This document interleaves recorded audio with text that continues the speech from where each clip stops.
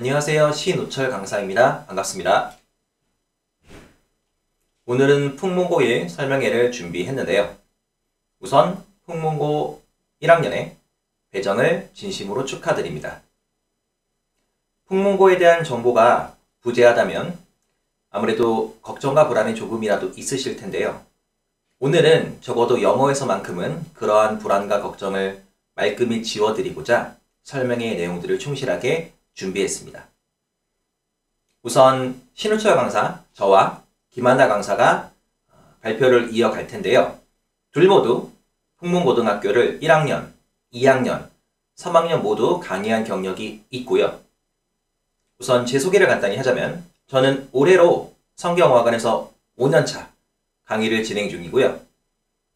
풍부한 풍문고 경험을 가지고 있는데 실제 올해에도 풍문고 1학년과 2학년 모두 내신을 담당하고 있습니다. 아래에 보이시는 수강 후기는요. 제가 풍문고 학생들에게 좀 얘기해주고 싶은 부분만을 발췌했는데요. 풍문고는 꼼꼼한 관리와 풍문고 유형의 맞춤 수업과 자료, 그리고 적중이 아주 중요한 학교입니다. 우선 보이시는 건 풍문고의 입시 성과인데요. 재작년 그리고 작년의 입시 성과고요. 학교 공식 발표 자료입니다. 일단 의치한 기준으로 한번 보시면 재작년에 6명에서 작년 17명까지 합격을 시키면서 성과가 대단히 좋아지고 있다는 부분을 좀 주목해 주시면 좋겠고요. 이 부분은 풍문고등학교 진학부장 선생님의 인터뷰 일부입니다. 풍문고는 수시 합격 인원의 비율이 더 높다. 상위권 학생의 다수가 수시 전형을 통해 대학에 진학하고 있다라는 발언을 통해 볼 때 풍문고는 학교 안에서도 충분히 수시의 중요성과 집중적 관리를 고려하고 있다는 걸 알 수 있고요. 올해 가장 최신 합격 후기를 하나만 소개를 해드릴게요. 보이시는 학생은 연대 의대를 올해 합격을 했고요. 성경어학원을 선택한 이유는 학생 관리와 학교별 맞춤 수업이라고 이야기를 합니다. 또한 이 부분을 좀 강조드리고 싶은데요. 이 학생은 1학년 4번, 2학년 4번, 3학년 2번, 총 10번의 내신 수업 모두 단 한 차례도 빠지지 않고 성경어학원에서 수강을 했고요. 등급 평균 1.0을 기록한 학생입니다. 풍문고 선배, 풍문고 최상위권 학생들의 선택을 믿으시면 됩니다. 발표는 다음과 같은 순서로 이루어집니다. 먼저 제가 전반부인 풍문고 시험 분석, 그리고 핵심 유형으로 시험지를 직접 보여드릴 거고요. 그로 인한 풍문고에서 1등급 키워드를 확보하기 위한 중요한 내용을 설명을 드린 이후에 후반부의 장기 학습 플랜과 프리내신 커리큘럼, 그리고 본격적으로 성경어학원에서 준비한 풍문고에 대한 대안을 김한나 강사가 이어서 발표하겠습니다. 풍문고의 시험 문항 및 배점입니다. 작년 기준이고요. 보시면 1학기 중간기말, 2학기 중간기말이 모두 동일함을 확인하실 수 있을 거예요. 그러니까 총 33문항에서 객관식 27문항에 76점, 주관식 6문항에 24점은 사실 기타 다른 고등학교와 비교했을 때 일반적인 문항과 배점이다 라고 보시면 됩니다. 특이한 사항은 없고요. 시험 범위입니다. 교과서가 매번 2개씩 들어가고요. 부교재와 모의고사가 들어가고 있는데요. 부교재에 대해서 조금 설명을 드리면 풍문고는 한 학기에 교재 한 권을 씁니다. 물론 모든 지문을 다 나가는 건 아닌데요. 중요한 건 1학기 때 사용하는 교재가 1학년 모의고사 수준이라면 2학기 때 사용하는 교재는 2학년 모의고사 수준으로 2학기 교재의 지문 난이도가 좀 더 높습니다. 또한 풍문고는 해당하는 시험 범위에서 일부 지문은 자습 범위로 출제를 하고 대신 해당하는 부분은 어법 문제를 출제하지 않겠다라는 평균 한 10개 정도의 지문이 자습 범위로 포함이 됩니다. 물론 성경어학원은 이러한 자습 범위도 충실히 수업하고 자료가 제공될 것입니다. 평균적으로 풍문고는 교과서 2개, 부교재, 모의고사 합쳐서 30여 개 지문이 출제되고 있습니다. 수능이 한 세트가 25개 지문 일문 고려한다면 부교재와 모의고사의 분량이 약간 많다고 생각하시면 됩니다. 객관식 출제 유형입니다. 1학기를 보시면 어법이 압도적으로 많이 출제되고 있고요. 2학기 때는 내용일치와 어휘가 좀 더 많이 출제됨을 확인할 수 있습니다. 실제 풍문고는 어법이 아주 중요한 학교입니다. 그런데 점점 풍문고의 출제 유형 추세는 어법에서 내용일치와 어휘와 같은 수능형으로 변화해가는 추세입니다. 그럼에도 어쨌든 풍문고는 어법이 가장 중요하다고 볼 수 있습니다. 그리고 어휘 내용일치가 점점점 어법만큼 중요해지고 있어서 해당하는 시험지를 직접 보여드리면서 추가 설명하겠습니다. 재작년 23년 시험지입니다. 보시는 건 영문에 대한 해석이 아니라요. 실제 주어진 문장의 밑줄 친 부분을 문법적으로 설명한 겁니다. 뭐 예를 들어서 독립보정사라는 단어나 2번이요. 5번에 목적어절을 이끌고 있으므로 명사절을 이끄는 종속 접속사 that 이와 같은 문법적 표현이 아이들 입장에서는 대단히 어렵습니다. 이러한 부분은 단순하게 암기하고 문제를 푸는 것에서 그치지 않고 해당하는 문법 부분을 오답 정리를 하면서 본인이 직접 이 용어를 쓸 수 있어야 되고요. 현재 저희 경우에는 정규반 수업을 할 때 끝마치고 문법 복수 시험을 통과했다.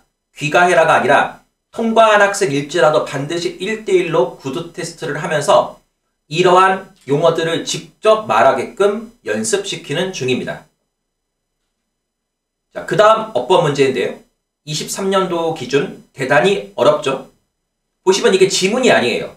전부 다 5개의 선택지 보기인데요. 수능 기준 1개 지문보다 분량이 훨씬 많고요. 어법 문제의 틀을 난이도로 구별을 한다면 한 단어 밑줄이 제일 쉬울 거고 그 다음이 절이나 한 문장의 밑줄 그리고 보시는 것처럼 여러 문장이 있는데 밑줄이 아예 없는 것이 가장 어려운 유형입니다. 그러니까 재작년 23년 시험의 난이도는 대단히 높았고요. 실제 이 당시에 아이들의 1등급 컷은 81에서 84점이었습니다. 어려운 시험이죠. 자, 그 다음은 풍문고의 시그니처 문제인 어휘 문제 보여드리겠습니다. 일단 시험지를 피면 1페이지가 이와 같이 어휘 문제가 20개 정도가 나와 있는데요. 특이하죠? 단어를 하나 주고 해석을 골라라. 해석을 하나 주고 단어를 골라라. 대단히 어려운 유형은 아닙니다. 이 부분은. 학교쌤이 단어 프린트를 직접 나눠주시기도 하고요. 그래서 그냥 외우면 되는 부분인데 재밌는 건 23년도에 이렇게 나왔고요. 근데 작년 24년도 1학년에는 이 문제가 없어요. 근데 작년에는 이 문제가 고3 문제로 갔습니다. 왜 이런 변화가 생겼을까요? 그러니까 학교에서 학년별로 선생님의 로테이션이 있다는 거죠. 자, 이러한 정보는 고1에서 고3까지의 경험이 풍부한 학원과 강사만이 가질 수 있는 노하우입니다. 성경화학은 단순하게 풍문고를 내신 때만 개강하는 것도 아니고 1학년, 2학년만 개강하는 것이 아닌 풍문 고3 내신까지 끝까지 책임지는 학원이기 때문에 해당하는 데이터가 충분히 쌓여있음을 강조드릴 수 있습니다. 작년 기준 24년 객관식 출제 유형입니다. 보이는 건 어법 문제고요. 23년에 비해서는 그래도 밑줄이 있으니까 그나마 좀 쉽겠죠. 자, 어휘 문제의 선택지 보기만을 보여드립니다. 보시면 아주 어려운 단어들은 아니에요. 무난한 유형의 어휘 난이도였다. 자, 이제 내용일치와 어휘로 변화해가는 추세에서 추론 일치 문제를 몇 개 보여드릴 건데요. 보시는 것처럼 선택지가 영어이기 때문에 실제 풍문고는 한국말 보기도 나오지만 결국 영어 보기가 아이들은 조금 어렵겠죠. 자, 보시면 지문이 길어요. 그리고 아래 역시나 00일치로 보기를 맞춰야 되고요. 역시나 내용일치로 지문이 긴 지문을 읽고 나서 추론 선택지도 읽어야 합니다. 그런데 이 지문이 그냥 단순하게 있는 그대로 출제되는 것이 아니라 약간의 변형이 존재하기 때문에 아이들이 시험장에서 이 내용을 온전히 숙지했을지라도 이 긴 지문을 반드시 읽어봐야 된다는 거죠. 그래서 풍문고는 분명하게 현재 수능 독해력을 강조하고 있습니다. 이러한 지문의 변형, 긴 지문과 영영 선택지를 읽으려면 수능 기본 독해력이 반드시 필요하다는 겁니다. 그래서 풍문고는 물론 어법, 내신형이 중요하지만 점점 내용과 수능 독해력을 강조하고 있다. 따라서 풍문고에서 1등급을 받기 위해서는 반드시 완전 무결함이 필요합니다. 이것은 실수를 하면 안 된다는 얘기인데요. 왜 이런 결론에 도달하게 되었냐면 작년 기준으로 24년도 1학기 중간고사 1등급 컷이 99점입니다. 그러니까 객관식과 서술형을 다 맞는 게 기본이고요. 서술형에서 부분 점수 감점 정도만 허용된다는 거죠. 이렇게 쉽다면 실수를 하게 되면 아주 불리한 유형의 시험지가 바로 풍문고 24년도 시험 유형이었습니다. 실수를 줄이기 위해서는 일단 내신 기간의 기본 암기는 너무나도 당연하고요. 플러스 알파로 평소 수능 기본기가 반드시 요구됩니다. 일단 아이들이 아무리 완벽하게 암기를 해도 하지만 실제 완벽이라는 건 힘들고요. 시험장에 들어갔을 때 기억이 안 나게 될 수 있겠죠. 아이들마다 긴장도도 있을 테니까요. 그때 아이들에게 보험처럼 든든하게 뒷받침해 줄 수 있는 것이 바로 평상시 수능 기본기라서 풍문고는 작년 기준 시험지를 풀기 위해서는 성실하고 꾸준한 반복 학습이 내신 전후에도 요구되는 시험입니다. 그 다음은 주관식 출제 유형을 이번에는 문항수가 아니라 배점으로 분류해 봤더니 확실히 빈칸과 영작이 많이 나옴을 확인하실 수 있습니다. 요약은 4점밖에 나오지 않죠. 자, 주관식에서 가장 중요한 부분은 빈칸 영작. 그런데 이보다 더 중요한 게 있습니다. 바로 요약이에요. 요약은 4점밖에 나오지 않는데 왜 가장 중요한지를 지금부터 설명드리겠습니다. 보시는 시험지는 빈칸 유형이고요. 본문에 있는 빈칸을 아래 보기에서 단어를 찾아서 문맥에 맞게 문법적으로 변형해야 된다는 거죠. 이걸 단순하게 보자면 일단 문맥상 본문에 있는 빈칸의 단어를 알아야 되겠고요. 그걸 외웠다 손 치더라도 보기에 동의어를 연결해야 되고 그걸 또 문법적으로 판단해서 변형해야 되지만 이 문제는 변형이 전혀 없는 그대로 출제된 문제였습니다. 그러니까 암기로 해결이 100% 된다는 거죠. 물론 시험지 전체로 봤을 때 빈칸 유형의 변형률이 조금은 존재를 합니다. 하지만 절반 이상이 암기로 풀 수 있었고요. 또한 영작 문제 같은 경우도 해당하는 문제는 변형이 전혀 없었습니다. 단순 암기로 문장 영작이 가능하다는 거죠. 하지만 요약문 한번 보실게요. 요약문은 박스 안에 나와 있는 요약이 실제 범위에는 전혀 존재하지 않는 부분이기 때문에 변형이 없을 수가 없죠. 그러니까 아무리 외우고 숙지를 하고 들어가도 모든 학생들은 해당하는 박스 안의 요약문을 반드시 읽어야 됩니다.